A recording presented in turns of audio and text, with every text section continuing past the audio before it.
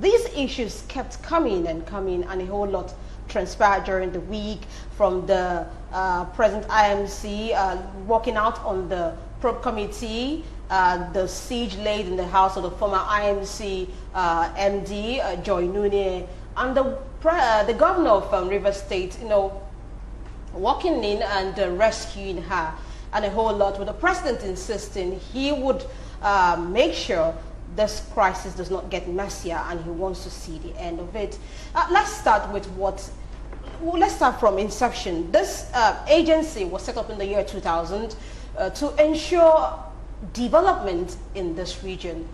Barrister Munan, tell us what the Act stipulates, the NDDC Act. Very well, Judith. You see, initially, what we were having in the region was Ompadek. And then, when it became obvious that Ompadek was only involved in contract scams, awarding contracts that were not actually executed and all that, when Obasanjo came into power, he decided to establish a commission that is properly constituted to ensure that each of the projects were properly executed. And to carry out this function, the Niger Delta Commission Establishment Act of 2000 actually set up 3 distinct bodies that are supposed to corroborate and ensure that the activities of the Niger Delta Commission were properly executed and carried out. The first one is the board. The board was supposed to be made up of people of distinguished character and all that, and then representatives from each of the 9 states that make up the Niger Delta region. Now, the second body was the management committee, which the managing director is supposed to head. And then the third body was the monitoring committee. This monitoring committee is expected to monitor the execution of all the projects, the release of money as the monies are spent. They are given the powers under Section 21 of the NDDC Act to look into the books and ensure that everything was done in compliance with the law, and that no money was siphoned, no money was sidetracked, and there would be no repetition of what happened under Ompadek. But unfortunately, what we have seen is a situation that once the board is set up and the management committee probably set up, that's the end of it. I have not heard of the monitoring committee that is said to have monitored all the projects. Because if we had a monitoring committee, if it is in existence anywhere, and that means that it is not doing its duty. If we had a monitoring committee that is supposed to examine the books, ensure that the projects are executed, ensure that monies are paid to the contractors who have actually executed, because they are expected to go to the spot and ensure that they have seen the project, the contract is properly executed before the monies are released. Right. This particular body is very genuine, very fundamental in the running of the NDDC. But what we are seeing is a situation that we have, once we have the board, we have the management committee, that is the end. Right. We don't hear anything about the monitoring committee. All right, monitoring, would you say that is what is lacking and what has led to the visible non-development in the Niger Delta, Barrister Evans? Well, currently as we speak, there is a directorate of project management, okay, which is playing the role of the monitoring committee he referred to, and headed by Cairo. And that same monitoring committee, or that same directorate of project monitoring, is a mesh with deep corruption. As well. That is the current state. We are talking about the current state, because on the national TV, one journalist confronted Cairo, who is the directorate of the monitoring, project monitoring and all that. And the allegation was clearly made that both the current MD and the Directorate of Project Monitoring paid themselves. He mentioned the account on air, the account number this money was paid into. And this account number belongs to the two persons. And when they push further on this, we're hearing now that under the probe, they asked the current MD that between the lockdown, that was the March to April, to May, they spent 106 billion under the lockdown. They asked him, say, how come you spend this kind of? He said they are the NDDC, that they have to pay themselves first before that. If they die of coronavirus, what will happen to the commission? Okay, now he sounded so arrogant with a huge deposit of this mentality, this entitlement mentality. Okay, this is a commission where you are employed. This is a commission that pay your salaries. Okay, and now you are saying that you have to pay yourself, and they pay themselves. Even the security men got 600,000 naira each. Okay, and then the management and all that, they pay themselves, and then they also the money that was supposed to send to the students on scholarship abroad, they paid into their own accounts. And when this accusation was leveled against Cairo, he said that that the money was meant to travel to go and see the students abroad.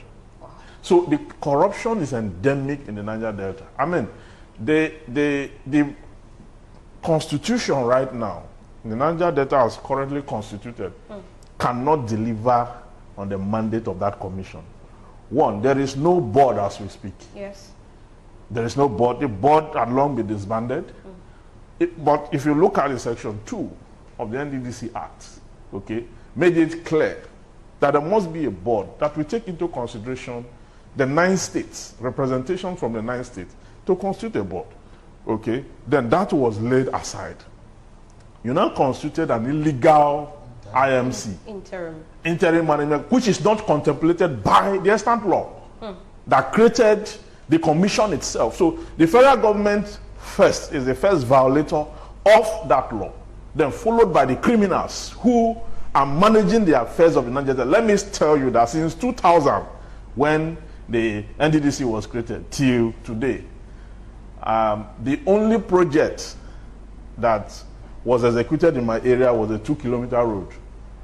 2 kilometers, okay, road. And that road is already going the bad state right now.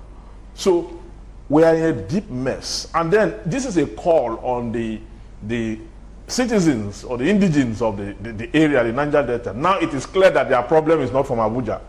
Because Abuja has released money consistently in the tune of 81 billion. 81 billion.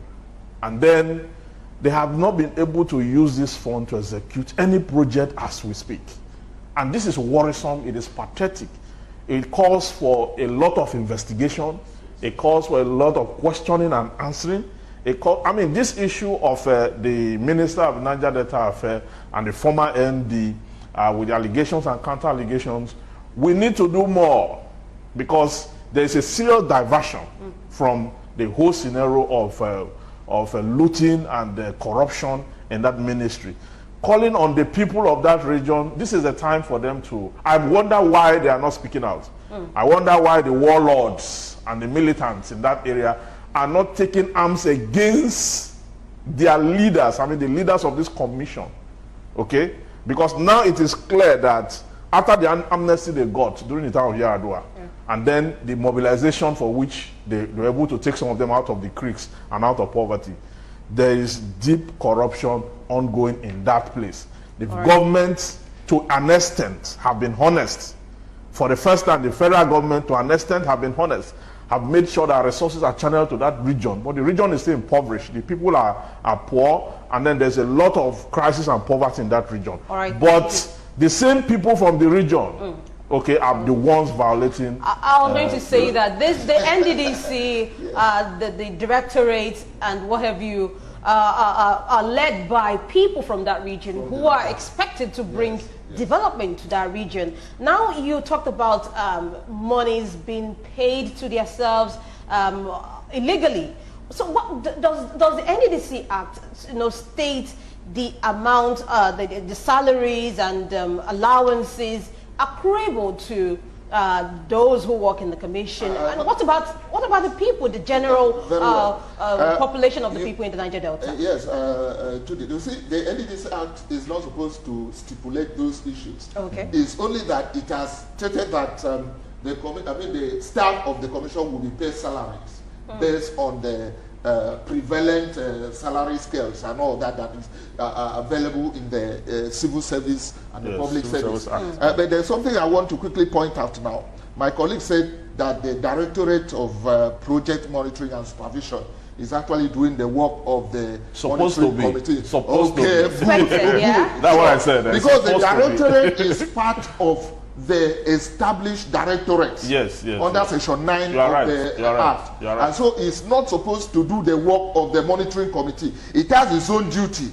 You understand? There are 11 projects. There are 11 directorates that are established under the Act. And it is one of them. Very well. And so the monitoring committee must be established to ensure that they monitor everything. This one's only monitor project. This monitoring committee is expected to look at the books, ensure that monies are paid, monies that are not supposed to be paid. Due process are followed. The processes are followed. This is why we are talking about this monitoring committee, which is very fundamental. That is one. Two, the issue of somebody. In fact, I was shedding tears when I listened to that man on television saying that they were paying themselves because if the coronavirus happens to disturb them, who will bail them out? And so after collecting, they were paying themselves palliative after collecting their own salaries. This is very shameful. Palliative were supposed to go to those people who were not capable indigent people who were not actually capable of having money from somewhere else to survive during the pandemic. But these people, while they were still in their houses, they were paid their salaries and they still collected huge sums of money. Monies that were not supposed to be part of salaries. The monies that were supposed to be for project execution. They were paid these monies, and then when the man was asked, he was bold enough to tell Nigerians that they had to pay themselves so much money to be able to survive, so that Nigerians will not lose them for coronavirus. It's a very big shame, and I feel they should start from people like that. Remove them, win them out of NDDC, push them out of the commission, let them go and sit down at home, so that they will be, in fact, they will be properly entitled to the palliative. By the time they sit down at home and for many months they don't collect salaries, they will understand what it means to collect palliative. It's a very big shame. Nigerians that are members of the, that citizens of the region, that are expected, they are ordinarily expected to have been to be sensitive to the happenings of the environment, to ensure that projects are executed properly. And that probably is the reason that they said it's unfortunate, like my colleague has said, the board has not been constituted. Yeah, but in November, the Senate did confirm 15 NEDC board members out of 16. And 3 months later, the president sacked this board, and the IMC came on board to probably check this issue of corruption and misappropriation of funds. I don't know why the president decided to sack there were petitions against many of them. Beautiful. But the thing is that there are still many other people that the president would have replaced instead of sacking the entire board. That is why I said that some time ago that there are 3 cadres of persons that should be blamed on what is happening in the Niger Delta. First is the federal government. Okay. Second is the members, the managing committee. Okay, the IMC, and then the people. Okay, the federal government, in the sense that the federal government ought to have constituted a proper board even though constituting a board proper is not an immunity to corruption, because IMC and the board, they are just semantic. It's still the same Nigerians who are endemically corrupt and porous, okay, in managing the resources and the affairs of the state. Then when you take it back to the people have not been able to exert themselves against their leaders, okay? If the people will put 1% of the pressure they gave the federal government during the time of Yar'Adua on the leaders themselves, the IMC or the board themselves. But those are the, let me quickly button, these are the militants. I mean, these people who are really, aside the militants are just a fraction of the number, the population of people we have in the Niger Delta. What if the people don't even know better, that they deserve better, and this amount of money has been earmarked for the region? No, the people know, but you know, in Nigeria, a lot of the times, people are preoccupied with the cross of survival. You see, there is an existential crisis in that region. It's a region where you can't find potable water. It's a region where you can't find roads. It's a region where you can't find electricity. You cannot find anything. Whereas energy is drawn from that to power the entire country, even power West African countries, okay?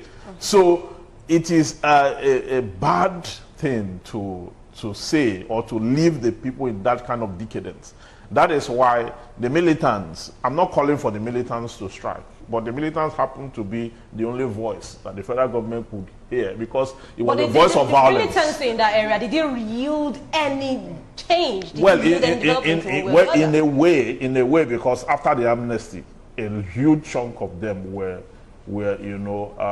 taken away. Some were sponsored to school, some were sponsored to learn trade, a lot of them were empowered, okay?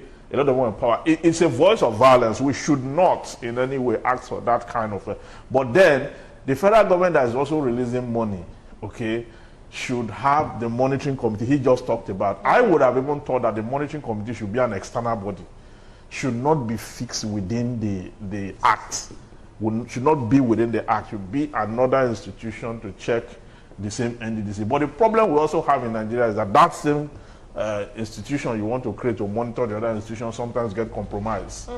Okay, so it's a case of helplessness.